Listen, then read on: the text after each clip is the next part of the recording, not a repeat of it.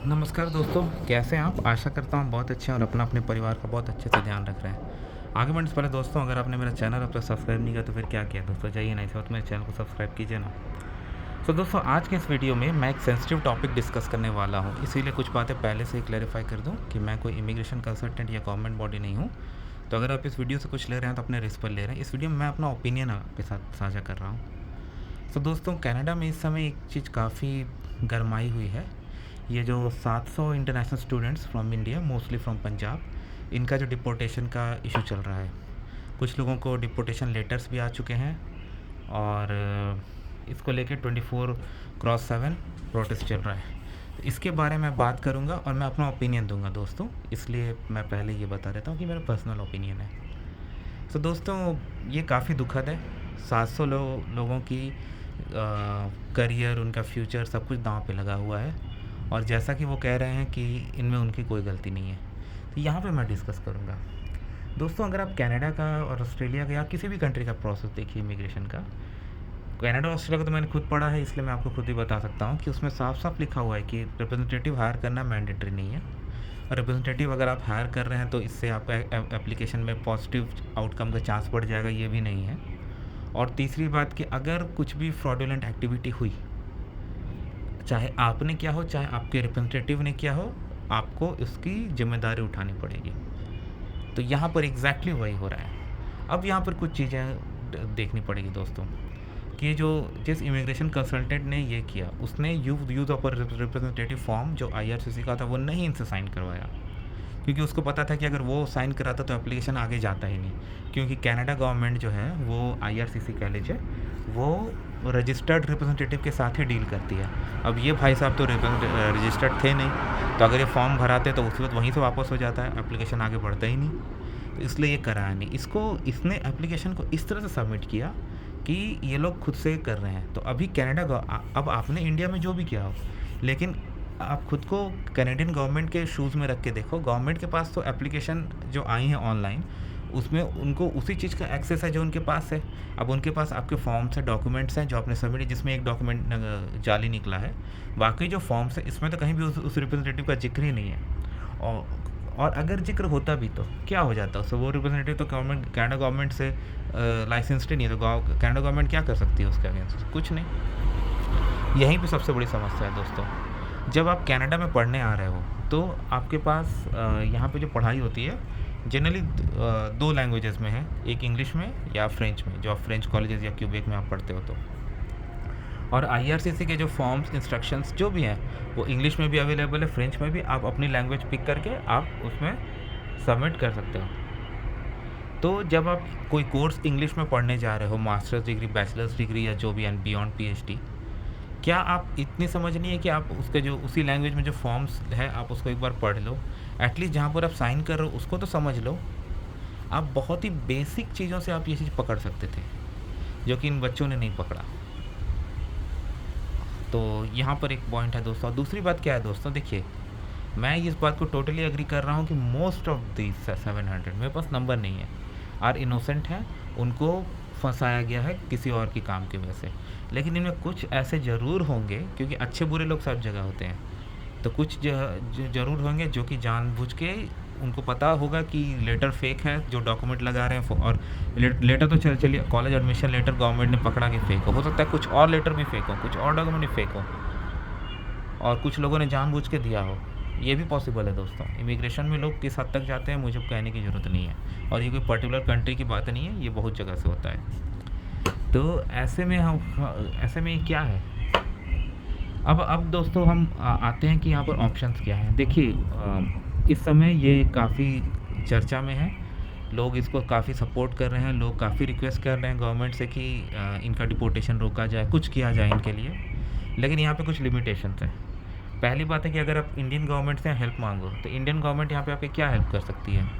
क्योंकि आप जब दूसरे कंट्री में वीज़ा लेके जा रहे हो, वहाँ आपने एप्लीकेशन सबमिट किया, तो ये दूसरे कंट्री का डिसीजन होगा ना कि वो आपको अपने पास रहने देगा, नहीं रहने देगा, और आपने अगर कुछ वहाँ गलत किया है। अगर मान लीजिए इंडियन गवर्नमेंट एक रिक्वेस्ट करती भी है कैनेडियन गवर्नमेंट से, तो कैनेडियन गवर्नमेंट तो बोल देगी भाई इनका तो लेटर ही फेक है, तो वहाँ पर वो क्या कर लेंगे? दूसरा मैंने एक बच्चे का इसमें इंटरव्यू देखा, इंटरव्यू बोले तो वो स्पीच दे रहा था, जिसमें कि वो अपना एक्सपीरियंस शेयर कर रहा था कि जब वो जज के पास गया बात करने तो जज ने क्या बोला। तो जज ने उसको यही कहा कि मैं आपके साथ सहानुभूति रखता हूँ और मैं समझता हूँ कि आपके साथ गलत हुआ है, लेकिन मैं मजबूर हूँ क्योंकि मैं लॉ नहीं क्रॉस कर सकता। देखिए दोस्तों, कोई भी लीगल सिस्टम, कोई भी जजिंग सिस्टम जो भी है, उसमें जो रेड लाइन होती है वो आपकी लॉज होती है। तो ऐसे में आपके लिए कोई लीगल सिस्टम लॉ ब्रीच करके कुछ करेगा, हो सकता है, मैं ये नहीं कह रहा हूँ कि ऐसा नहीं होगा या नहीं हो सकता, हो सकता है। लेकिन मेरी पर्सनल क्या है सोचना है, जहाँ तक मेरी पर्सनल सोच जाती जा रही, हो सकता है मेरी सोच का दायरा कम हो, मुझे लगता है कि ये बहुत ही मुश्किल है कि ऐसा करना, क्योंकि उस जज के पास भी तो लिमिटेशन था ना, उसके हाथ में भी लिमिटेशन था ना, वो भी कुछ ऐसा नहीं करना चाहता। क्योंकि अगर यहाँ टफ डिसीजन नहीं लिए गए, मतलब अगर गवर्नमेंट ने नहीं किया, तो इसके और भी कॉन्सिक्वेंसेस हो सकते हैं फ्यूचर में, जो मुझे नहीं पता, ना ही मैं उन पर कुछ बोलना चाहता हूँ। तो यहाँ पर उनका लिमिटेशंस आता है जजेस का, और जिसकी वजह से मुझे हाई चांस लग रहा है कि शायद नहीं हो पाएगा। अगेन हो भी सकता है क्योंकि पार्लियामेंट में भी डिस्कस हो रहा है, इधर उधर भी डिस्कस हो रहा है, और इन्फ्लुएंस भी बहुत जगह है, तो देखिए क्या होता है। मैं यही अब अगर मेरे से पूछा जाए कि मैं क्या उम्मीद करता हूँ, मैं यही उम्मीद करता हूँ कि एक अच्छा सोल्यूशन निकला जाए, ताकि जो ऑनेस्ट स्टूडेंट्स हैं, जो ऑनेस्ट विद्यार्थी हैं, उनको न्याय मिल सके और उनका फ्यूचर बर्बाद ना हो। मैं यही कहूँगा, क्योंकि मैं इनके साथ सहानुभूति रखता हूँ। मेरे घर के आसपास काफ़ी इंटरनेशनल स्टूडेंट्स रहते हैं, काम करते हैं, मैं देखता हूँ वो कितना मेहनत करते हैं, चाहे वो उनकी पढ़ाई हो, चाहे काम करने का हो, वो बहुत मेहनत करते हैं। वो अपने आप को, मतलब बोलते हैं ना, एक आग में झोंक देना, वो आग में झोंक देते हैं खुद को यहाँ पर सेटल होने के लिए। ऐसे में किसी और की गलती की कीमत उनको चुकाना पड़े, ये बहुत बुरा लगता है। लेकिन उन्होंने अपने आप को इस तरह से फंसा लिया है अभी कि, और जिसने ये काम किया है उसे बद्दुआ तो लगेगी, लेकिन चालाक बहुत था वो। उसने जानबूझ के use of representative form sign नहीं कराया, जिससे कि कनाडा गवर्नमेंट में उसका तो कोई रिकॉर्ड ही नहीं है। कनाडा गवर्नमेंट के पास तो वो एप्लीकेशन है कि तो वो देखिए ना भाई, ये तो स्टूडेंट ने खुद फाइल किया है, क्योंकि ये फॉर्म ये फॉर्म इंक्लूडेड हैं, ये आंसर्स आपने दिए हैं, क्योंकि एक विजार्ड होती है, उसके बाद आपका डॉक्यूमेंट चेकलिस्ट पॉपुलेट होती है, फिर आप उसको डिजिटली साइन करते हो।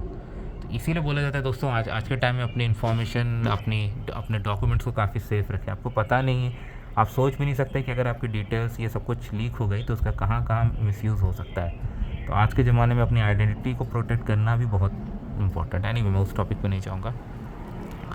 तो मैं यही बोलूँगा दोस्तों कि अब से हम सबको इस बात का ध्यान रखना है कि हम जो कुछ भी कर रहे हैं, हम कुछ भी पेपर पे साइन कर रहे हैं, चाहे वो इमिग्रेशन की हो, चाहे वो घर खरीदने की हो, गाड़ी खरीदने की हो, कोई कॉन्ट्रैक्ट हो, एम्प्लॉयमेंट हो, कुछ भी हो, वही पढ़ लीजिए। 12th आवर में साइन मत कीजिए। टाइम चाहिए, बिल्कुल मांग लीजिए कि भाई मुझे एक दिन का समय दीजिए, मैं पढ़ के बताता हूँ। कुछ तो चीज़ें समझ में नहीं आ रही, चलिए आपको कुछ हो सकता है कुछ चीज़ें समझ में नहीं आ रही हो, तो भाई दूसरों को तो समझ में आएगी। आपके किसी दोस्तों में किसी कोई होगा जिसको लीगल टर्म्स का मतलब पता होगा, आपके मोहल्ले में होगा, आपके रिश्तेदार में होगा, आपके गांव में होगा, आपके नेबरहुड में होगा, उनकी मदद लीजिए। बट कुछ भी आप किसी पेपर पर साइन करें तो उसकी एक कॉपी अपने पास रखिए, हाँ, सारी चीज़ के डिटेल्स रखिए, और जो भी डॉक्यूमेंट सबमिट की जा रही है आपके साथ, वो डॉक्यूमेंट्स बिल्कुल जेन्युइन होनी चाहिए। और आप हमेशा इन सब चीज़ों का इंचार्ज लीजिए। अगर आप किसी एजेंट के पास जा रहे हैं तो पहले ये चेक कर लीजिए कि वो रजिस्टर्ड लाइसेंस्ड है कि नहीं गवर्नमेंट ऑफ कनाडा से, क्योंकि तभी उसमें कुछ हो सकता है। मानी गवर्नमेंट मिसकंडक्ट पे उस पर कार्रवाई कर सकती है, नहीं तो इंडिया में किसी ने ऐसा किया, कनाडा गवर्नमेंट क्या उस पर कार्रवाई करेगी, तो आप खुद ही सोच लीजिए। तो ये चीज़ आप ध्यान रखिए। और कोई भी एजेंट अगर आपको कोई भी जॉब ऑफ़र दे रहा है, कुछ भी है, तो वो कितना जेन्युइन है ये आपको वेरीफाई करना है। देखिए दोस्तों, फेक जॉब ऑफ़र्स की भरमार है। फेसबुक ग्रुप में आप देखते हो कि फेक जॉब ऑफ़र्स भर के चल रहे हैं। बहुत लोग उसमें पैसे दे के फंस जाते हैं, कुछ लोग ऑनलाइन ट्रांसफ़र कर लेते हैं वीज़ा फ़ी के नाम पे, इस पे नाम पे लोगों को बहुत बेवकूफ़ बनाया जा रहा है। मुझे ये बताने की ज़रूरत नहीं है कि इसमें कितना ज़्यादा फ्रॉड, कितना ज़्यादा स्कैम हो रहा है, आपको सबको पता है। अब ये भी हो सकता है कि इन फ्रॉड डॉक्यूमेंट्स के साथ कुछ लोग एक्साइटेड होकर एप्लीकेशन भी सबमिट कर दिए होंगे, और यहाँ आके ऐसे बहुत सारे केसेस हो रहे हैं ना, मुझे बताने की ज़रूरत नहीं है कि कुछ तो मैंने देखा कि पंजाबी कुछ लड़कियों के साथ हुआ कि दूसरे देश में जाके फंस गई। सुन के मुझे मतलब इतना मुझे बुरा लगा, ये सब इमिग्रेशन, जॉब स्कैम, ये सब से मुझे बहुत बुरा लगा ऑनेस्टली दोस्तों। लेकिन अब क्या करें, जो है सो है। तो अपनी प्रोटेक्शन अपने हाथ में है दोस्तों। कोई भी डॉक्यूमेंट आपको दी जा रही है, वेरीफाई कीजिए कि वो अगर आपको कोई एडमिशन लेटर मिल रहा है, अगर आपने खुद कॉलेज से कनेक्ट करके एडमिशन लेटर लिया तब तो ठीक है, लेकिन अगर आपने एजेंट के थ्रू लिया है तो आपको वेरीफाई करना आपका काम है। आप बहुत आसानी से एक फ़ोन कॉल पर, एक ईमेल पर आप ये वेरीफाई कर सकते हैं, ताकि इस तरह की कोई भी समस्या फ्यूचर में ना आए। और हर चीज़ में दोस्तों आप ये चीज़ भी कीजिए, अपनी खुद की जिम्मेदारी अपने ऊपर लीजिए दोस्तों, लाइफ आसान रहेगी। अंत में वीडियो में यही बोलूँगा दोस्तों कि मैं ईश्वर से यही प्रार्थना करता हूँ कि इन सारे बच्चों को न्याय मिले और उनका फ्यूचर बर्बाद ना हो, उनको उन्होंने जितनी मेहनत की है उसकी कदर की जाए और उन्हें रहने का मौका मिले। यही प्रार्थना करने के साथ मैं ईश्वर से यही प्रार्थना करने के साथ मैं ये वीडियो को अंत करता हूँ। आशा करता हूँ आपको पसंद आई हो, और वीडियो देखने के लिए धन्यवाद। चैनल को ज़रूर सब्सक्राइब कीजिएगा। Thank you.